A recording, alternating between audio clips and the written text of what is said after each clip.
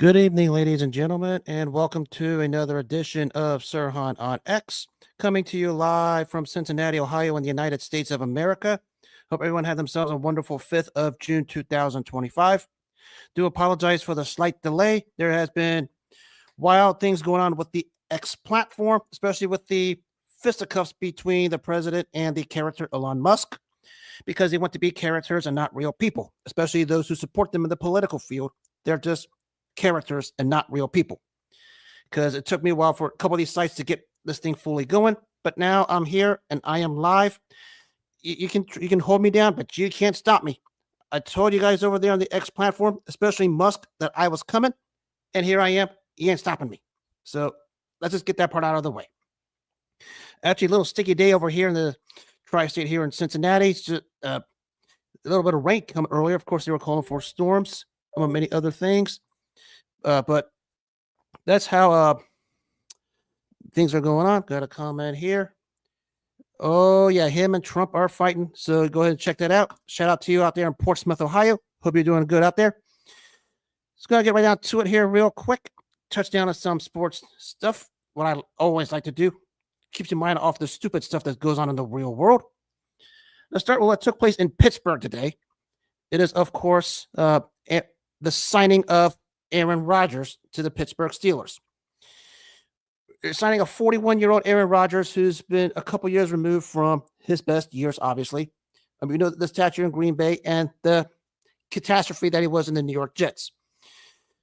I get it. The Steelers have probably the worst quarterback room in the entire NFL. I mean, you're talking about Skylar Thompson, Mason Rudolph, and the drafting of Will Howard from Ohio State. I get it. Unless you're really sure you're going to get someplace with this, I don't know if this was the route I would have gone. I know part of it was Rodgers' decision, and we know how he loves to make things more dramatic than they need to be. But it was his decision at the end, from my understanding, and now he is as a part of the Pittsburgh Steelers. And here we are. The AFC North has got a little interesting in the quarterback field. We talk about Lamar Jackson, Joe Burrow, Joe Flacco in Cleveland, and now Aaron Rodgers. Mix of past and present in one particular signing. Yeah, you better tell them about that one because they're going to like it. But it's a weird offseason, especially in the AFC North right now, because a lot of things have gone here and a lot of things have gone there. So, but this one, maybe we should have seen it coming. Maybe we shouldn't be surprised. But again, the question I have is, what do you gain of signing a 40-something-year-old quarterback for 1 year when you're not going to get something done? I mean, the team's still going to be, at worst, the second-best team in the AFC North behind Baltimore. They'll probably still get their 9-10 wins and make the playoffs. It's basically the end game. I said, unless they know they're going to go win the whole thing next season, which is more than likely not going to happen, because even though they do play well under head coach Mike Tomlin, there's still a deficit in talent when you talk about matching up with the big three in the AFC, when you talk about Kansas City, Buffalo, and Baltimore. I get they needed a quarterback. Not sure I need a quarterback who's 41 years old, who's a narcissist and a coward, who brings baggage, and on top of that, likes to spend time on the Pat McAfee show because he likes to show his face as an arrogant prick and a self-centered coward. And he basically has brought nothing to the table since he threw that walk-off interception in Detroit when he played for the Green Bay Packers in that season finale. And it's been irrelevant ever since.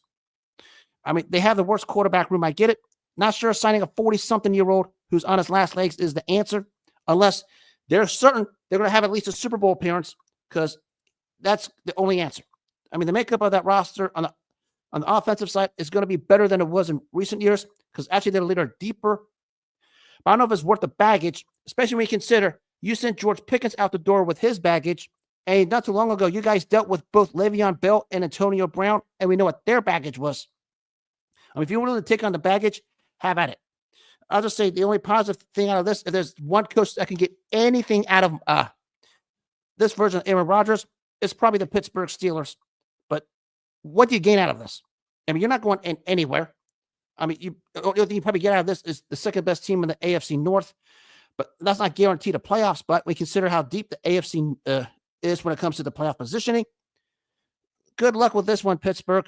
I mean, I respect the living hell out of that organization for the longest time. This is something Maybe we should have seen it coming. Maybe we shouldn't. I get how this just divided the Steelers nation or whatever they call themselves. Again, if it were me, I would have done this. I would have just rolled with Mason Rudolph and take a flyer on Will Howard, see where that gets you. Because, I mean, you're not going to do much, especially when you get to the postseason, because you have a deficit in talent. But he's there in Pittsburgh. Hopefully they can find a way to minimize the baggage and minimize his narcissism, because that's what Aaron Rodgers is there for. He turned this whole thing into a soap opera, dragged it out longer than it needed to be. Everybody knew he was going to Pittsburgh. It was his purposeful intent to draw this to unnecessary drama, because we know he's the most degrading coward walking God's green earth. And that's what happened at the end of the day. I'm surprised the Steelers organization, as first class as they are, wanted to take this on, given they got rid of a lot of toxic baggage over the years. The definition of narcissism, toxic, and a coward is Aaron Rodgers, period. I'd love to have a lot of my Pittsburgh Steelers fans, but I can't, do anything with this one. And speaking of the AFC North, it is their long-time hated rivals going back to the turn of the century, the Baltimore Ravens, extending the contract of Rashod Bateman. It's a 3-year deal. I remember the numbers, but a solid contract for a player who last year apparently was like in a prove-it type phase, and he certainly proved it. Certainly deserves a contract. It fits in well with what they do over there in Baltimore. Remember, the couple years before, he had Liz Frank surgery on his feet, and there were some people in Raven Nation wanted to call for his head. I mean, I get it, but when you're trying to recover from that kind of a surgery with your feet, and we know that's the feet you need, especially as a wide receiver, it's going to take a while to recover. Last year and a half, Rashod Bateman showed he could fully recover and become a target for Lamar Jackson. Pair him opposite Zay Flowers, and of course, you have Derek Henry in the backfield. There's that offensive vision you have. A solid signing, a solid piece for what Baltimore has and what they do on offense. Now, of course, the dilemma for them is, can they finally get over the hump at the postseason? We'll be talking about that down the line, especially with Lamar Jackson, with his individual accolades. But still a good contract for the Baltimore Ravens, especially for Rashod Bateman. A good match for the both of them. And it's a nice fixture. Good job. Well done, both Rashod Bateman and the Baltimore Ravens, to get that out of the way. Now you can go ahead and focus on the season, because you're still going to win the AFC North. You're going to finish with the top 2 or 3 seed in the AFC, and you're still going to be a difficult out. I know the performance has to be better, especially from their head coach, John Harbaugh, who hasn't done anything of relevance since they won the Super Bowl back in 2013 in the famous Blackout Bowl in New Orleans. You know the story there. They were up on a mile against San Francisco, and the lights gave out, and they almost find a way to blow it. Now it's time for you guys to start to put something together. You have one of the top 2 or 3 talented rosters in the NFL. Now it's time to do something with it. You did it by adding the contract of Rashod Bateman. Now they're talking about extending Lamar Jackson, which is well-deserved. Things are starting to roll in Baltimore, but now it's time to finish the job and bring a Super Bowl over to that city. You've done it twice before in 2000 and 2012. It's possible you could do it this year. You have a real strong chance. But you guys got to start to play better in the postseason, because having the record you had over the last several years isn't going to cut it. I'm not going to smack the underachiever label on them yet, but if they don't win it all this season with that, I wouldn't say win it all, but have at least a Super Bowl appearance with that deep roster within the next year or two, might be time to smack that label on them. And they have a hell of a roster. Much respect to them. And they play their football real seriously. That's why I respect the hell out of them. Just like I do with others like Pittsburgh, Kansas City, and Buffalo, among others. Because when they go on the field, they mean business. Baltimore certainly among one of them. And of course, news came out today that the former Raiders and Saints quarterback Derek Carr, who recently had an injury that basically ended his career and retired it, comes out and says he didn't want to go under the knife and didn't want to steal the Saints' money. Well, let's just start with this. I don't know if he's truthful or not, but I'll give him this. At least he knows the writing was on the wall for him when this came about. I mean, he knew he was going to have surgery. He didn't want to go through it.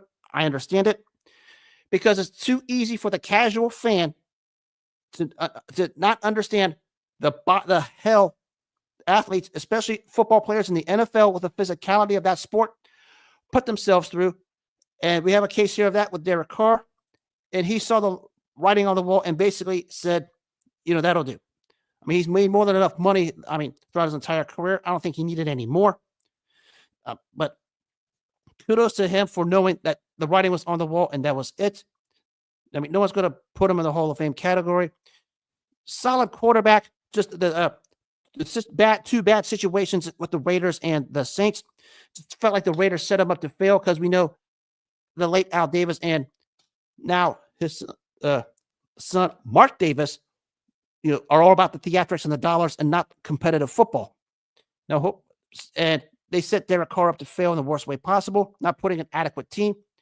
Now, they did make the playoffs a couple of times. The last one, of course, in 2021, when Derek Carr threw the game-ending interception in Cincinnati. But still a solid career. At least he was smart enough to know when it was time to hang it up. I mean, the casual fan doesn't understand and seem to have this weird misperception of what these athletes go through with their bodies. I mean, 24/7, 365 for the most part, not just during the games, but we talk about all the training camps, the mini camps, what they all put themselves through. And we have people who are gullible, especially in Buffalo and Cincinnati, who are guilty of this, that think it's just smooth sailing for them when it isn't. Every team that goes on that field busts their chops the best way they possibly could. And we talk about all the players that had all the injury-riddled careers, actually going back to Andrew Luck during his time in Indianapolis. That's where the problem lies. Because no one understands it and nobody gets it. You guys want to give these guys all kinds of reprieve because they make all the money. Of course, Cincinnati gives their owns for different reasons. Another topic for another day. No Cincinnati talk today. But wise move by Derek Carr. Basically, he knew his time was up. I mean, you want to put your body through many more of these surgeries again? I mean, he had a couple of pretty strong ones in recent years, and I don't blame him for wanting to retire. Hopefully, some of these athletes can probably just get out on their own terms instead of having the game or whatever sport it is bring them down and let the sports use them. Because if they start letting the sport use them, then it starts to become problematic. So it's a wise move by Derek Carr to make the move that he did. Shout out to him and a heck of a career. Much, much respect. Shout out Howard Gaddis. I just see you pop in. I hope you're doing good. That is the conclusion of my NFL talk. Actually, for those of you on the X platform, I will be live on Spaces on the Gridiron later tonight at 9 o'clock, talking more NFL. Because everyone's going to go crazy over the Aaron Rodgers situation, because that's been number one on that show for the last several weeks. Now to the NBA. And everybody knows how much of a hubbub the All-Star game has gotten. Basically, it's been watered down and to a point where nobody watches it. Now, Stephen A. Smith suggests that they should go USA versus the world. Suggests if it doesn't work out, they should just do away with All-Star Weekend. First of all, they should have done away with All-Star Weekend not too long ago because it's basically been flattened out for the last several years, unless you're super, super, super into the NBA. I mean, it used to be the premier All-Star time for all of the All-Stars because it had all the fun variety, especially when the dunk contest was the premier event everyone wanted to see. I mean, go back to the times that Michael Jordan and Dominique Wilkins battled slam dunk contests. And, of course, some of the ones they had in the 90s, of course, Kobe Bryant winning one. Who could forget Vince Carter, Steve Francis, and Tracy McGrady in the 2000 All-Star dunk contest? The dunk contest used to be what suckered the NBA fan into All-Star Weekend. And now since that's watered down because some of the superstars want nothing to do with it, as a result, the dunks have been plateaued. And as a result, the NBA All-Star game hasn't been what it used to be. I get that part. But the part about USA versus the world, they could have done this countless times throughout the years. I mean, think about when some of the bigger international stars came into the league back when the turn of the century started. You talk about guys like Dirk Nowitzki, Manu Ginobili, Peja Stojakovic, Tony Parker, even Tim Duncan. People forget he was from the Virgin Islands, although technically it's classified a part of the United States. Could go either way with that, among many others. And of course, some of the ones today, like a Nikola Jokic, Shea Gilgeous-Alexander, just to name a couple, could be in that particular stance. This one, though, they should have done this a long, long time ago when there was an opportunity there for it. Because back in the early 2000s, when it really started to have all kinds of foreign talent from all over the world, you could have had a real good USA versus the world type atmosphere. Not sure how good that's going to be now. I mean, you still have international talent, but not like the early part of the 21st century when it really exploded. I can point out to a whole lot of names, a whole bunch of people. You could have made all kinds of USA versus the world type rosters back then. And the world rosters back then would have been like elite, all-time elite. We talk about some of the names on those rosters. I mean, Dirk Nowitzki, Tony Parker, the Gasol brothers, Powell and Mark, Peja Stojakovic, just to name several of them. Boris Diaw, who spent time with Phoenix and Charlotte and San Antonio. There's another one. Rashod Bateman, who was Canadian. That's technically a part of the world. And you could have had a heck of a U.S. roster back then with guys like Kobe, Vince Carter, Tracy McGrady, Allen Iverson. Of course, people say save that for the Olympics. I get it. But you could have done something with this USA versus the world back then when the international talent pool and the U.S.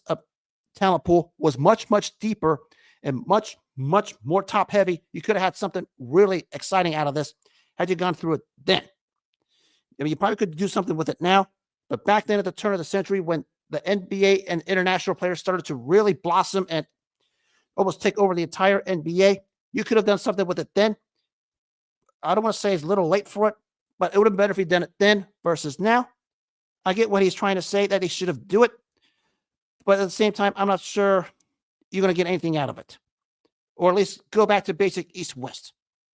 I get it. But I'm not sure that's the end all to take down the NBA All-Star games just simply because, or All-Star weekend, because a lot of factors have come into it. Maybe just do away with a dunk contest because it's not what it used to be back in the 80s. I mean, back in those days, you had all-time great dunk contests. Michael Jordan versus Dominique Wilkins. Of course, in there you had a Spud Webb. D. Brown was on there. Who could forget when he put his arm over his eyes? The 1997 dunk contest was pretty good. We talk about Michael Finley, of course, Kobe Bryant, among many others. The year Kobe won it. Of course, 2000 had a great dunk contest also with Vince Carter, Tracy McGrady, Steve Francis, among others. But at the same time, I'm not sure that's the way to go. Now to what's taking place tonight in Oklahoma City. It is game one of the 2025 NBA Finals between the Thunder and the Pacers.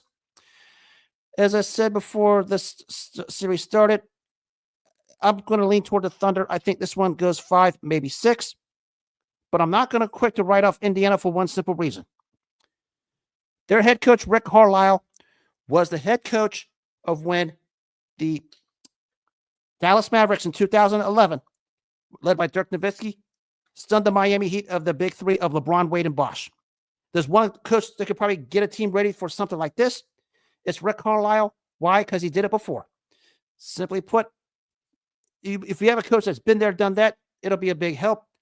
I don't think it's going to be the big mismatch everybody says it is. Of course, all the metrics favor the Oklahoma City Thunder, which it does rightfully and understandably so. But I'm not going to be quick to write off the Pacers simply because I think the Pacers, Tyrese Halliburton and Pascal Siakam are going to pretty much do what they can to guide this team to victory, and I expect it to be a tougher than expected series. The Thunder should win this series because they're the more complete team, they're the better team, and the deeper team.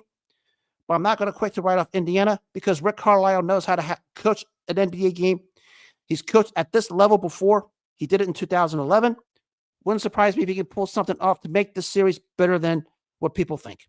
People calling this a mismatch. I'm not sure I would go that far. But I think the Thunder do win this game tonight. That front line of the Thunder is very deep. It's going to take a lot for Pascal Siakam to duplicate what he did in the New York series. It's going to be a better one than people think. I'll just leave it at that. Now to the world of boxing. And kudos to the career of the great Vasyl Lomachenko. Multiple gold medalists. arguably the greatest amateur career in boxing history in the amateurs, multiple-time world champion, multiple-time Fighter of the Year award winner, called it a career, fought the best of his time. I mean, ducked no one, beat the best that was available. The exception, of course, Orlando Salido, who didn't have the heart and the desire to win that fight legally. But a stellar career, one of the successful little big men of all time, definitely the most successful of those weight classes of this era. Definitely going to the Hall of Fame, which I'm going to touch on the Hall of Fame and the other next topics here in a second. But certainly his place in history is secure among some of the little big men. One of the 10 to 15 greatest fighters of the 2020s decade, and that's where I expect him to be in the Hall of Fame, when that time comes. Just a terrific fighter, fought the best, multiple world champion. Shout out to Vasyl Lomachenko. Great career. They called you the Matrix, and you certainly proved it in the ring, especially when you made Guillermo Rigondeaux quit on the stool, which is something that was definitely not thought of at the time. To me, that was probably your most complete, picturesque performance, because when you beat Rigo, that was the definition of perfection, because that's what it did. And Rigo is a difficult out for everyone. Anyone who saw that fight knows Lomachenko made Rigo look like an amateur, and that fight wasn't even close. So kudos to Vasyl Lomachenko. Thanks for a hell of a career. Actually, decent way to end it when he went to Australia and stopped George Kambosos to win a lightweight championship. Perfect time to go. You have nothing left to prove. Just enjoy retirement. I know you have the thing going on in Ukraine, which we know what's going on there in the political world. I attest to that. I won't even talk about it because I don't use my platform for politics. But it's a shout out to Lomachenko for a hell of a career. Just a magnificent fighter, especially newbies who's seen him can attest. Just terrific. I mean, he was a blur. I mean, the only thing closest thing to Pernell Whitaker, we talk about southpaw slicksters who were just a matchup nightmare for anyone. That's what Vasyl Lomachenko was over the past decade and decade and a half, from the amateurs to the pros. Now to what took place exactly 38 years ago today in Providence, Rhode Island. Speaking of Hall of Famers, it was the landmark moment for Vinny Pazienza when he won the lightweight championship in his own backyard against the tough and durable Greg Haugen. Build-ups for fights we know can go every single which way. Sometimes the talk is for selling points. Sometimes it's some of the middle ground. But then there's sometimes where there's just pure hatred for one another, and that is legitimately pure hatred. That's what Vinny Pazienza and Greg Haugen had for one another. And the buildup was just insane on free TV and NBC at the time. And basically, NBC kept building this one up, and the trash talking was through the roof. Now, everybody knows Pazienza and Haugen are two of the bigger trash talkers the sport saw at the time. But there was also a genuine dislike and a hatred that started to build between them. And it continued on to when the fight came on at the Civic Center in Providence, Rhode Island in '87. Free TV, NBC, World Championship, the NBC Boxing Tour, Marv Albert, Freddie Pacheco calling this fight. Really, the story of this fight, I mean, it was a lot of action because both fighters were all about the action, especially Vinny Pazienza. Now he calls himself Vinny Paz. A lot of people call this a hometown decision. It was a case of Vinny Pazienza just outworked Greg Haugen in key moments, in key rounds, to win a championship. I mean, it was a very, very good fight, very action-packed. Both guys had their moments. Vinny Pazienza just outworked Greg Haugen to win the lightweight championship. And Greg Haugen's a gritty, tough fighter, just got outworked. And Vinny Pazienza knew how to put together a nice punch rate in those weight classes. It got to the pinnacle of the world lightweight champion, one of the new coming belts at the time. Vinny Pazienza, now he's inducted into the Hall of Fame. I know this. And I know there's a lot of outcry and a lot of outrage about this particular induction. And I think if I'm correct, I think the official induction is Sunday in Canastota, New York. The problem is not him going into the Hall of Fame. The problem is, just like a lot of things in the sport of boxing, they have selective criteria for selective fighters, and there's a boatload of fighters who have been left off the Hall of Fame ballot for whatever reason, and there's still questions that need to be answered. Vinny Paz, you can say whether he deserves it or not. He wins a bunch of tier 4, tier 5 belts after he came back in the mid-90s from that accident. We know the story about that one. Just a terrific story. I'll touch on that in a second. But the thing is, the process is flawed and broken. Some people thought Arturo Gatti shouldn't have gone into the Hall of Fame. He just got it based on the trilogy with Mickey Ward. Similar case with this. The only difference is Vinny Pazienza doesn't have anything he could lean on like Arturo Gatti had with that Mickey Ward trilogy. This is going to split the boxing community all over the place. I seen it when it was officially announced he's going into the Hall of Fame.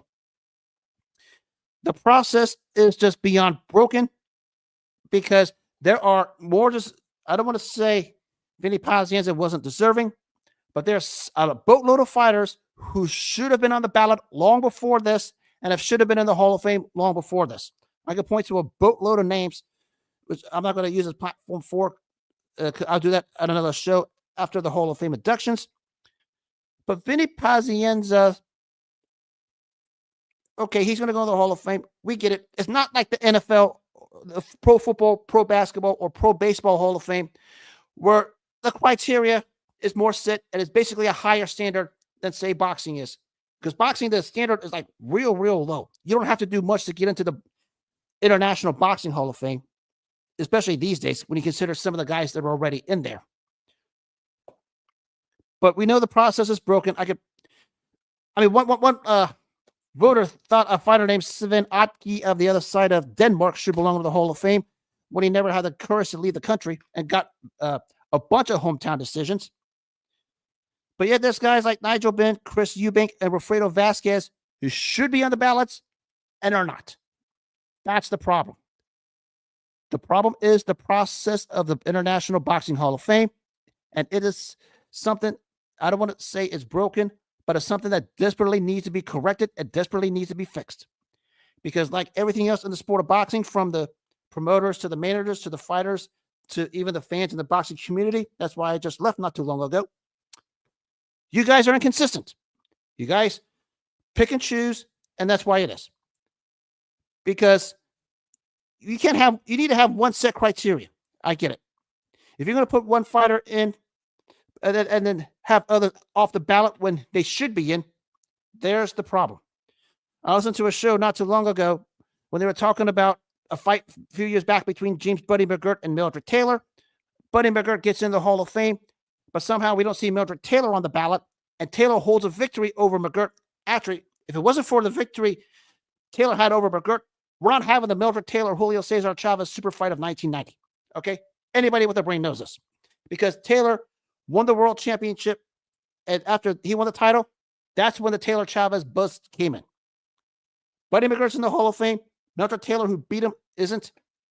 That's another problem. Now, of course, McGirt had a distinguished career as a trainer. Maybe that helped him get in. But was a heck of a pro fighter. Not saying Buddy McGirt doesn't belong in the Hall of Fame. He legitimately does. How about Mildred Taylor, who was an Olympic gold medalist, a two-time world champ like Buddy McGirt, and actually beat Buddy McGirt to get that fight with Julio Cesar Chavez? Problem is the process. Just want to touch down on that real quick because everyone is so up in arms about Vinny Pazienza going to the Hall of Fame. Problem is not Vinny Pazienza. Problem is the process, because it's been broken and been broken for a long time, and there's no permanent resolution or any way to try and fix it or put some kind of a Band-Aid on it. That's the problem. To wrap this up, it was 38 years ago today in his hometown of Providence, Rhode Island, when Vinny Pazienza and Greg Haugen, two real hated rivals, embarked on their own trilogy. And it was Pazienza who won the world championship in his own hometown of Providence, Rhode Island. Free TV, NBC, the boxing tour, Marv Albert, Freddie Pacheco were at ringside. It led to a rematch a few months later where Greg Haugen made adjustments and did not get caught in the rough style of Vinny Pazienza. Just basically boxed nicely to get a unanimous decision win. A little more than a year and a half later, the end of that trilogy, where Vinny Pazienza just basically just wipes out Greg Haugen to win that particular fight to conclude that trilogy. Of course, both fighters went on to, among many other things, bigger fights with bigger names. Pazienza, of course, out of nowhere goes from lightweight to junior middleweight, wins a world championship against Gilbert Delay. But of course, after that, you know the story with the accident, the halo on his head. He said he was going to come back, and he did. Kudos. Eventually, has 2 wins over a 40-something Roberto Duran. The keyword being 40-something. And somehow landed a title shot against the best fighter in the world, Roy Jones, and was just basically just sliced, diced, and dog walked. Basically, a title shot he had no business getting. Another topic for another day. Greg Haugen, the same route.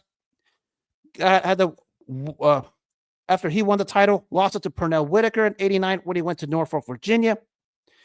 Got a win over basically a semi-retired Ray Mancini, but somehow spun off to a title shot against Julio Cesar Chavez, a title shot he had no business getting himself.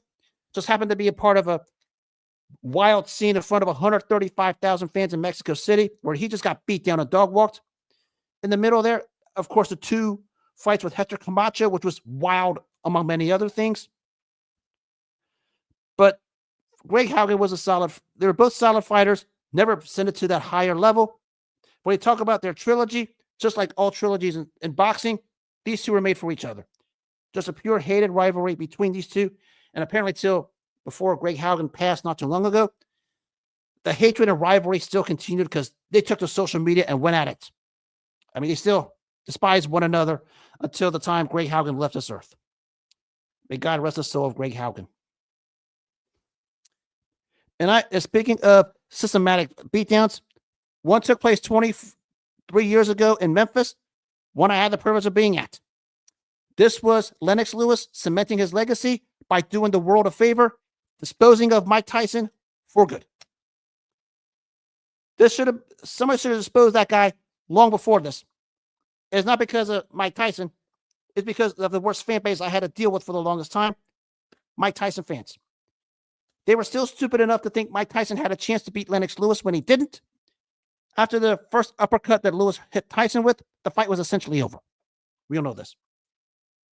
We know how it got to this point. Mike Tyson was just off the chains, as we all know, stemming back to when he bit Evander Holyfield's ear, among many other things. While that was going on, Lennox Lewis was taking names and beating top heavyweights.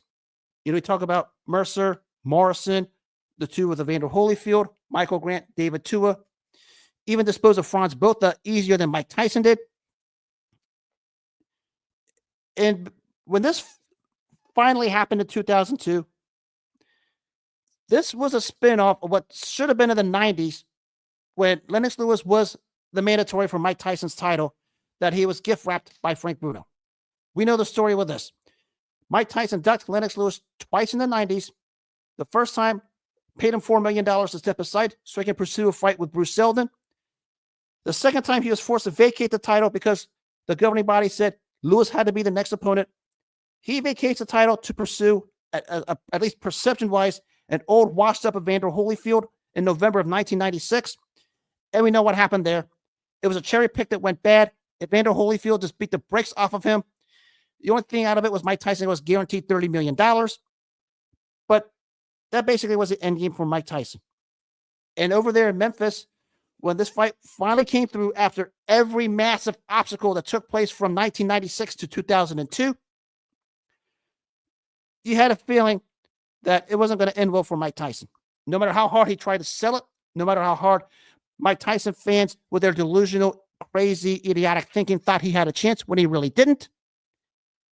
Basically, the fight was over when Mike Tyson charged in and Lennox Lewis hit Mike Tyson with 2 uppercuts, and that was all she wrote.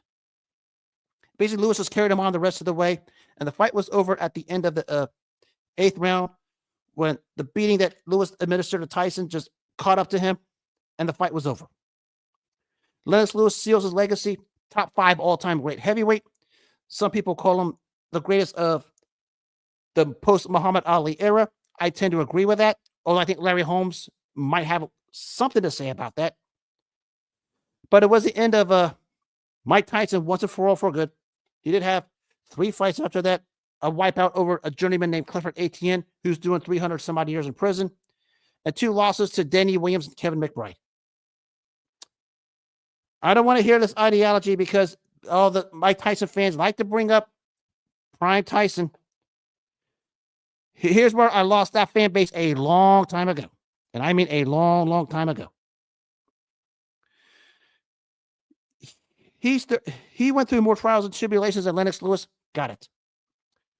But let's remind people, the guy that beat him that night was about a year and a half older, had many more big fight experiences on his record, big fights, big title fights, big time events in his own home country of England at the time. And he was only a 2-1 favorite, which surprised me. I thought it should have been something like 5-1 or 6-1 because it was that much of a gross mismatch. I've said all along, any fighter with a jab was going to beat Mike Tyson, and that was Lennox Lewis's bread and butter. And that's what happened. He essentially copied the blueprint James Buster Douglas did in February of 1990 to beat him.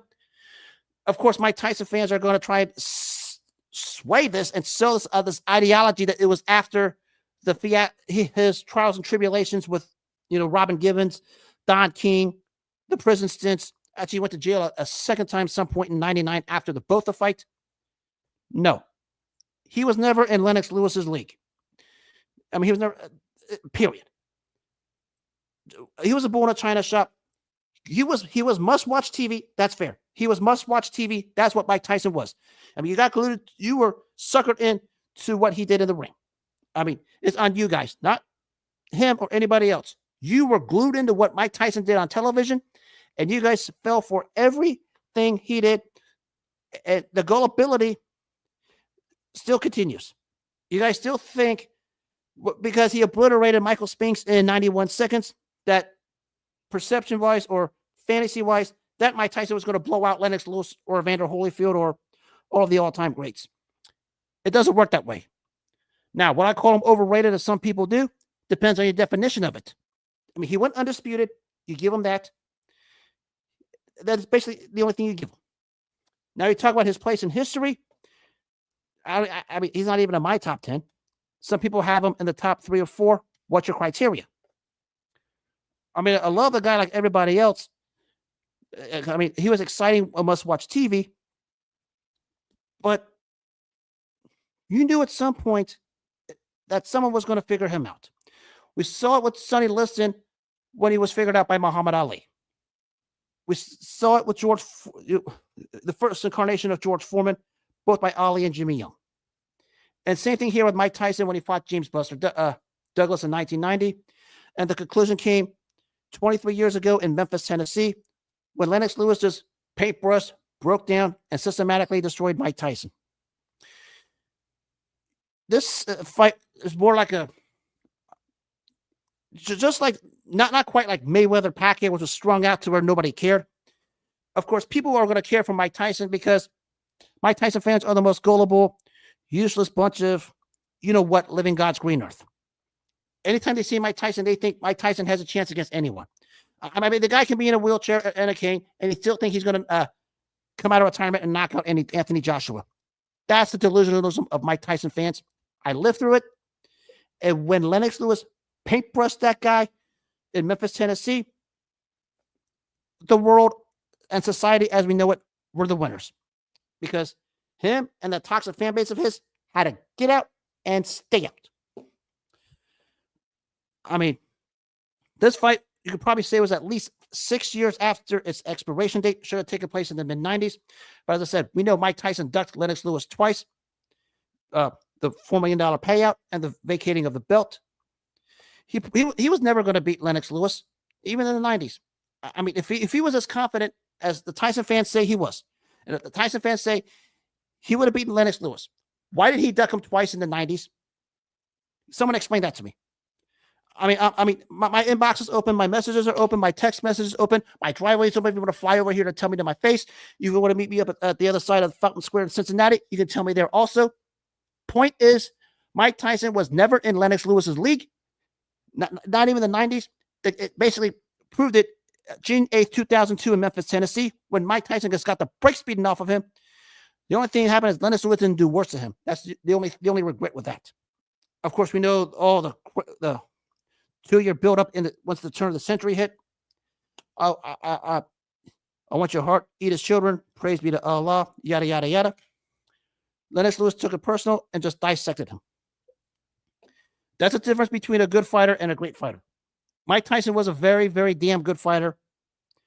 Lennox Lewis is an all-time great. And the gap between those two is much, much, much greater than any Mike Tyson fan thinks or any what Mike Tyson fan says. They can fight 50 times in any era. Same exact thing happens. Why? He was tailor-made for Lennox Lewis. Lennox Lewis knew it. Even Mike Tyson knew it. That's why he ducked him twice. And the story is written, done, sealed, and delivered.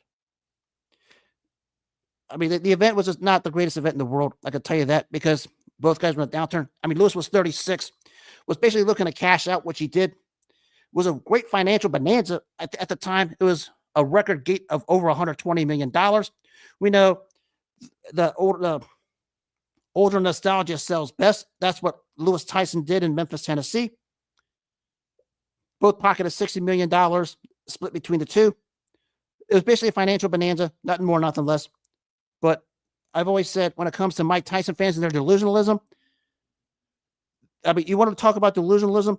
Put 3 words, Mike Tyson fans as a definition, because they certainly were, especially on this night when I was there, and they were stupid enough to think he had a chance against Lennox Lewis when he really didn't. Mike Tyson was damn good. Lennox Lewis was just damn great. That's the difference. I swear they're starting to pop back in the out of the woodworks now with gray beards and wrinkled faces, trying to think still that any version of Mike Tyson beats Lennox Lewis. Both guys were on their downturn. I know Tyson had his trials and tribulations, but the difference was Lennox Lewis took care of himself, focused on his craft, worked on his craft, wanted to be great, dared to be great, backed it up, and did it.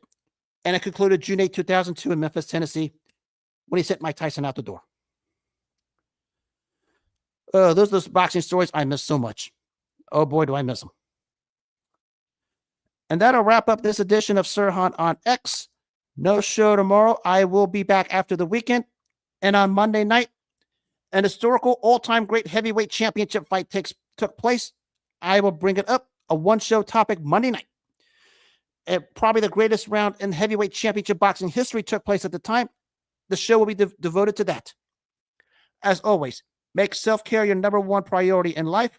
If you don't take care of yourself first, nothing else matters. If you take care of yourself first, more than anything else, good things will come your way. Always make self-care your number one priority. And those who are watching me on the X platform, I will be joining live on the Gridiron to talk more NFL. And again, tomorrow night. But until then, have a good rest of the night. Take care of yourselves. God bless, and enjoy the evening.